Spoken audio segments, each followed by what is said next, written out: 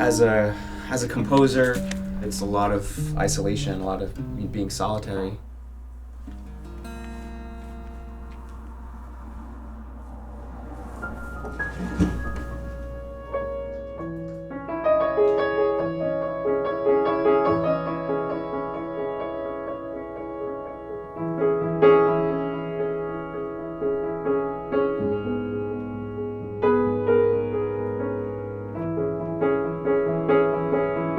It's been an interesting journey for me. When I started, I was really interested in, band music, guitars and drums and bass. It was a lot of work and effort to, record all those parts and to get it to sound good enough. And at the same time, I kind of discovered synthesizers, and I found that the turnaround for creating music that I really liked was so much quicker.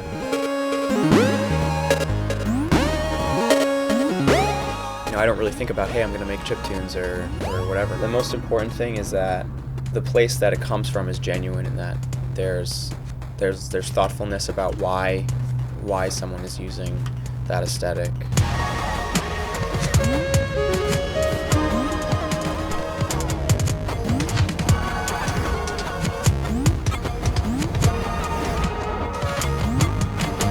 Limitations can get you to think in a different way. This is the box that I've created, and I'm going to try to explore this box as much as I can. Being limited by a certain sound and a certain number of voices, it really got me thinking about specific aspects of the music. Rhythm, melody, and harmony became like this like trifecta that was like the most important thing, and I could kind of put aside the production stuff a little bit and just really focus on the musicality. Growing up with games helped me a lot with that.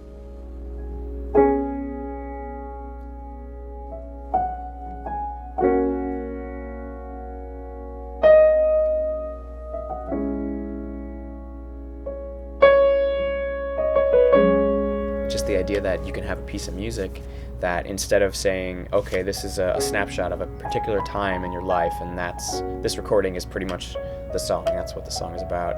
Instead, just playing it over a long period of time, the essential version of that song is every version, and a part of me is okay with that and interested in that idea.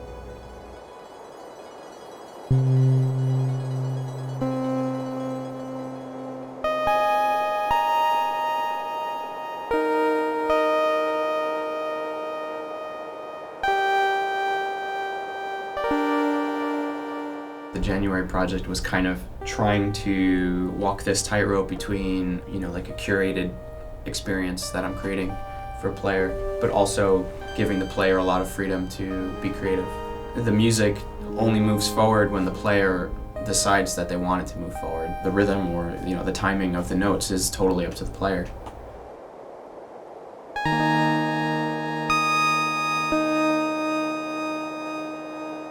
You could go to one extreme with it. The player could be completely free to make any choices they want, but in a way that's no different than someone just sitting at a piano. By creating a more limited environment in some ways, I was hoping to let the player do musical things without feeling like they're inept or incapable of making music.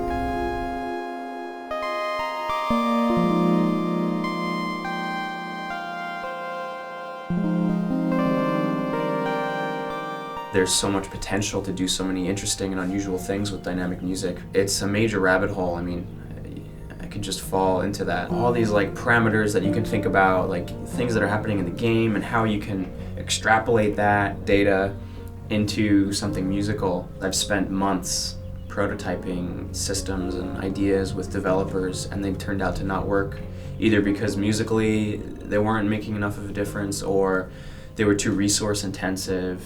In a lot of those cases, I would just go back to doing something simple, and that would end up working the best.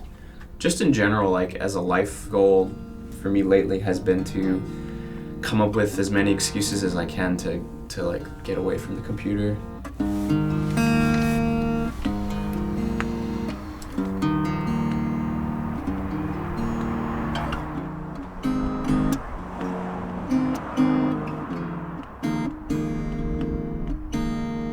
I'm working on The Floor's Jelly, which we are releasing in a week.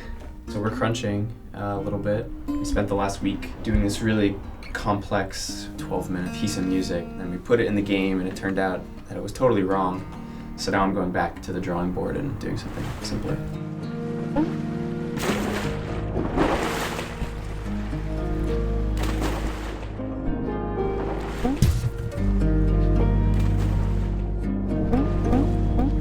I'm so busy and content just with all the projects that I have, and I feel very, very lucky, very grateful that I get to do what I do. And I think over time I've just tried really hard to not stress myself out too much, and try to be good to the people that I work with and deliver, but also when things don't work out, not beat myself up over it.